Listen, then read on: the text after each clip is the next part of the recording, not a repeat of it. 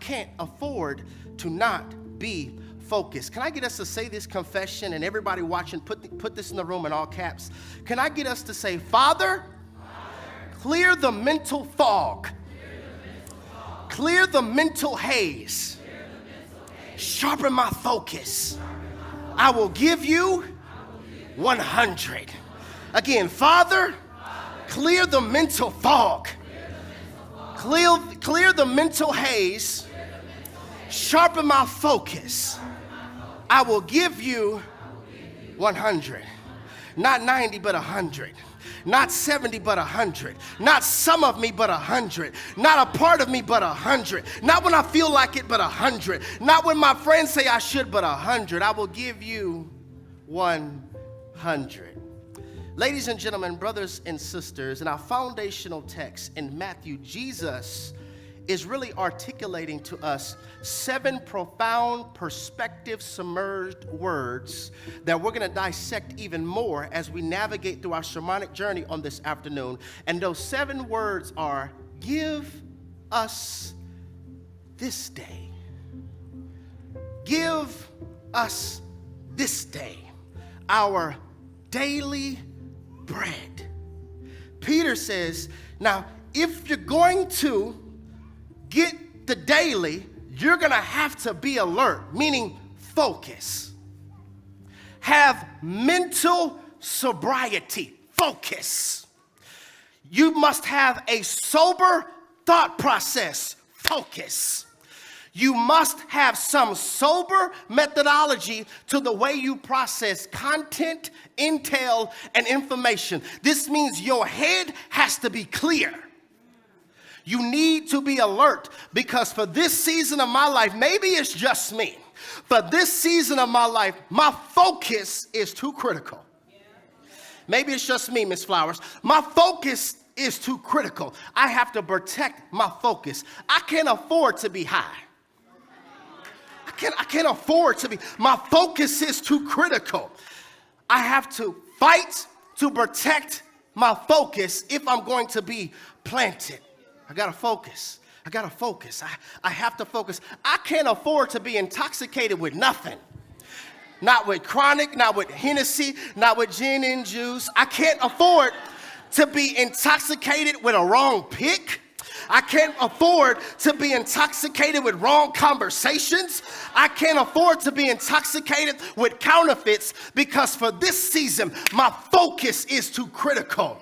I have to guard and protect my focus. I have to guard and protect my focus. I can't afford to walk around with an unhealed mind, because an unhealed mind alters personalities. Did y'all hear what I just said? An unhealed mind alters personalities. There was a person that you were before the trauma. There was a personality that you had before the breakup. Come here.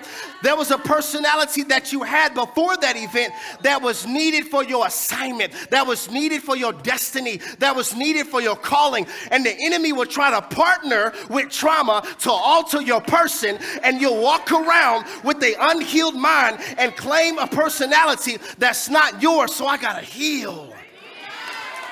I gotta heal to get the version of me back that God created for me to have. I can't afford to walk around with an unhealed mind. Somebody shout, I gotta focus. I gotta focus. I can't afford to walk around and not have mental sobriety. Why, Pastor? Because you have an enemy. Are y'all seeing how this connects? You have an enemy. So not only is there a fight to be planted when everything else around you is telling you that quitting is a viable option.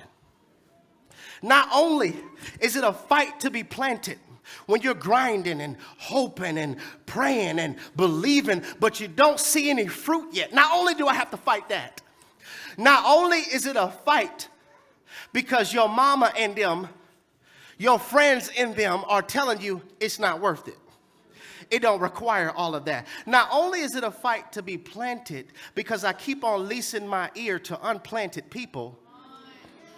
Did y'all hear what I just said? I'm telling you prophetically, one of the worst things you could do right now in this season is to befriend unplanted people. Because it's going to be harder for you to be in the will of God when your circle is cool with not being in it. See that? See, I know. It's going to be harder for you to be in the will of God when your friends are cool with being out of it. Not only is that a fight, not only is it a fight to believe when everything is telling me to doubt, I have to also fight to stay focused. Fight to stay disciplined. Fight to believe. Somebody say fight. I want you to know what focus really means. I have several definitions, so you have to be ready. First definition of focus is the pursuit and the protection of wisdom. When you are focused, you are pursuing wisdom and protecting the wisdom you have, which is always a key on how you know when the enemy is behind somebody in your life when they try to get you to engage in unwise activities. Because to be focused is for me to pursue and protect wisdom. I looked this up in the Hebrew and it messed me up. In Hebrew, the word focus means centralize. Centralize. So when I say I'm focused on the Lord, what you're really saying is I've made him my center. This is so good. When you are focused on the kingdom, this means the kingdom is my center. So the center of my marriage is kingdom. The center of my thinking is kingdom. That's what it means to be focused, is to have him at the center. Now, remember I said this series is a series designed to get us to produce fruit, right? So this mango is about to preach a sermon. The way we can identify what fruit is all fruit has seeds. Any fruit that is seedless has been manipulated by man. It's a whole sermon. Anything that's seedless, girl, this ain't got no seeds in it. Man has manipulated it. And most of us prefer things that are seedless. Is it boneless chicken wings? Chickens have bones. I need bone. No, it has been manipulated by man. And so we look for things that have been manipulated, but then complain about manipulative people. Every fruit has seeds in it, and you know where they are? At the center. Now look, this mango, when it started to grow, it didn't grow from the outside in. It started to grow from the inside out. What if the reason we don't see our prayers in operation is because we're asking for outside? When God is saying all of the stuff that you want on the outside will happen once I focus on the inside. Is this making sense? So the growth has to happen from the inside. And then once the growth happens on the inside, you know why you don't see the seed? Is because I protect my seed. All men, protect your seed. This is not even in my notes. Protect your seed. It's not just how fine she is. It's a pattern of the enemy to foster broken households. You protect your seed from the inside out. There was a song. I don't know if y'all remember it. I mean, I'm new school, but I grew up old school. The song we used to sing in Vacation Bible School, they'll say, Jesus, you're the center of my joy. Y'all remember that? And then we would all come together. All that's good and perfect comes from you. You're the heart of my contentment. Oh, for all I do. Y'all sound good. Jesus, you're the of my joy. They were teaching me as a little boy, keep Jesus at the center. You know why you have so much anxiety? It's because your problems are at the center. You know why your lust is on fire? It's because your lust is at the... You know why your marriage is on life support? It's because your will is at the center.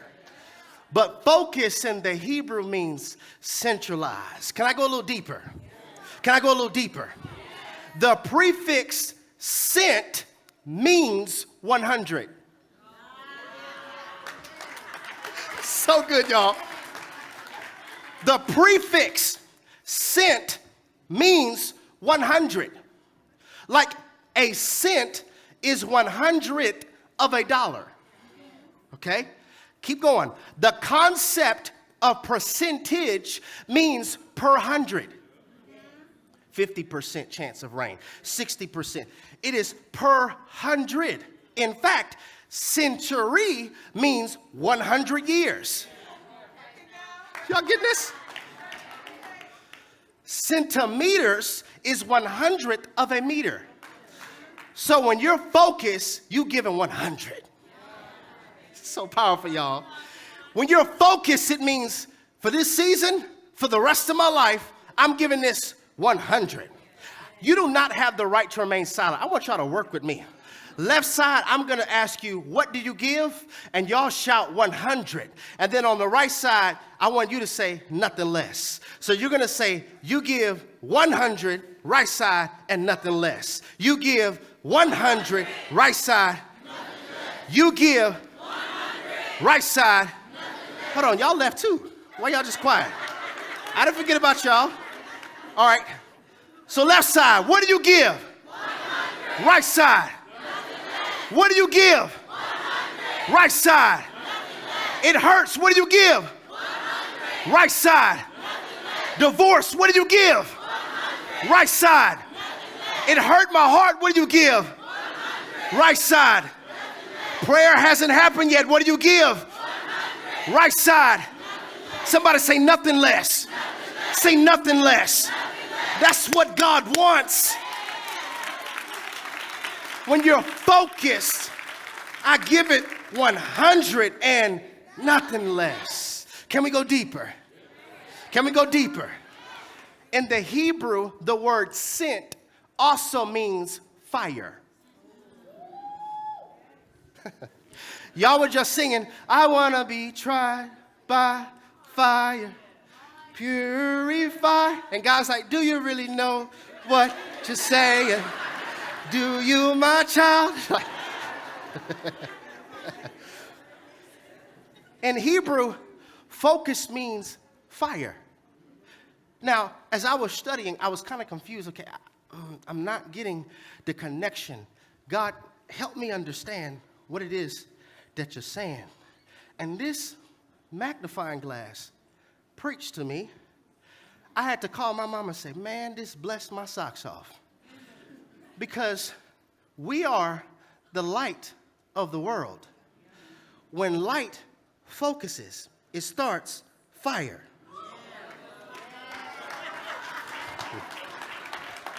Some of us haven't got it yet.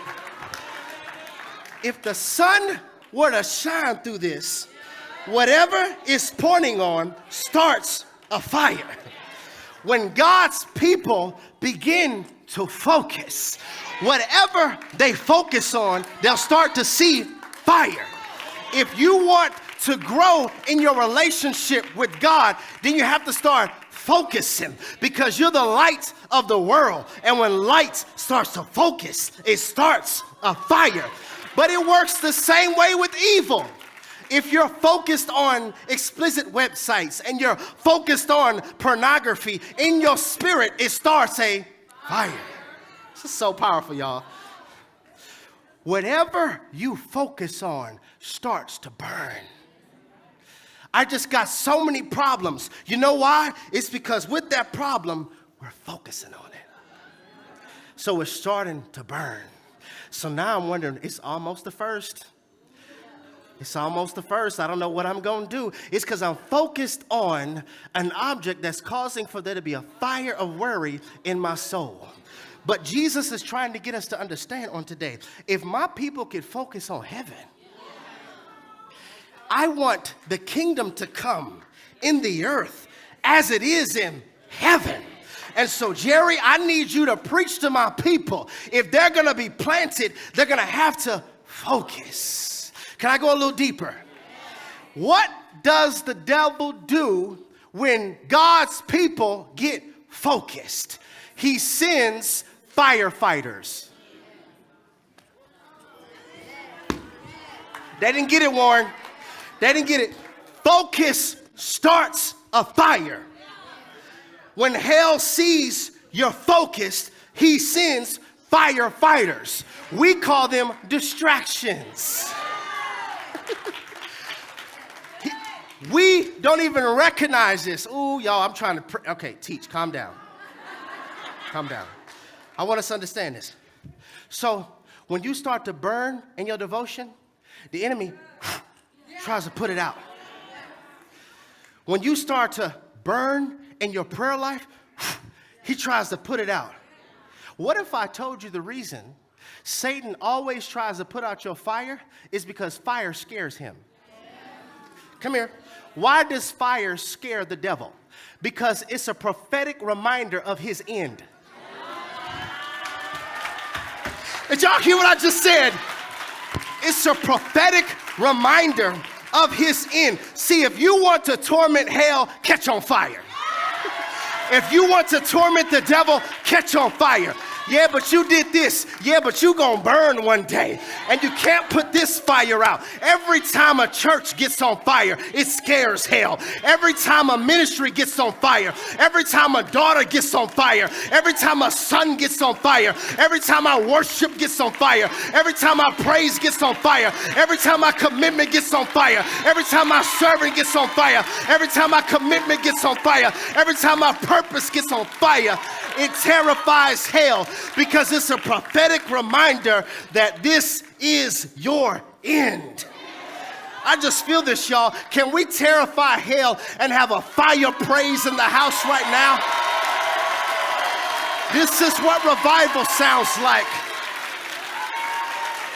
I'm focused. You can't put out my flame, I'm focused. You can't put out my passion, I'm focused. You can't put out my joy, I'm focused. You can't put out my peace, I'm focused. You can't destroy my marriage, I'm focused.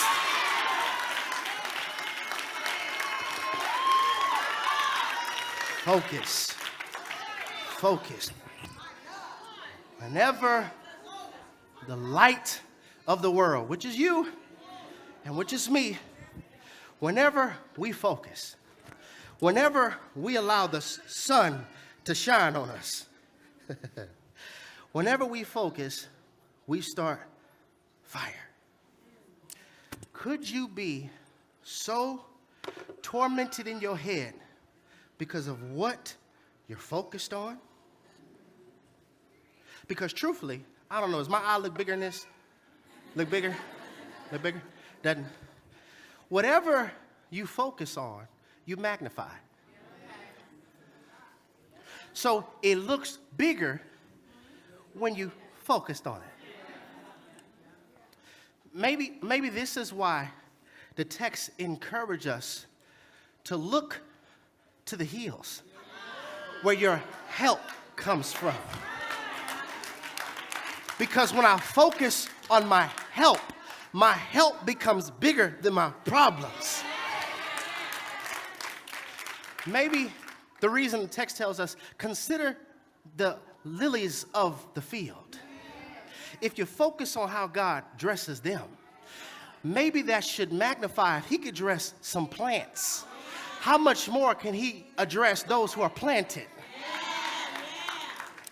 Somebody say focus. I can't afford to not be focused. So what Jesus is saying is focus is when I'm at your center. Focus is when you give me 100. And the fruit of that is you become on fire. I need you to focus. So you don't have time to be distracted. If y'all only knew how many distractions were trying to hit me and my wife in this church this week alone, and this was coming up in my spirit as all of this stuff was happening. Jerry, you don't have time to be distracted. Your focus is too critical. My focus is too vital. Your focus is too momentous right now. In this season, you're going to have to be focused. Not the way that you're expecting God to do things this year. You can't be distracted. Not the way you're trying to heal from what happened. You can't be distracted. Not the way your heart is raging because of all of these withdrawals you have as you're trying to get new routines that are no longer engaging in self-sabotage. You don't have time to be distracted. God is trying to do something in your life, and the enemy is trying to plant something in your life too.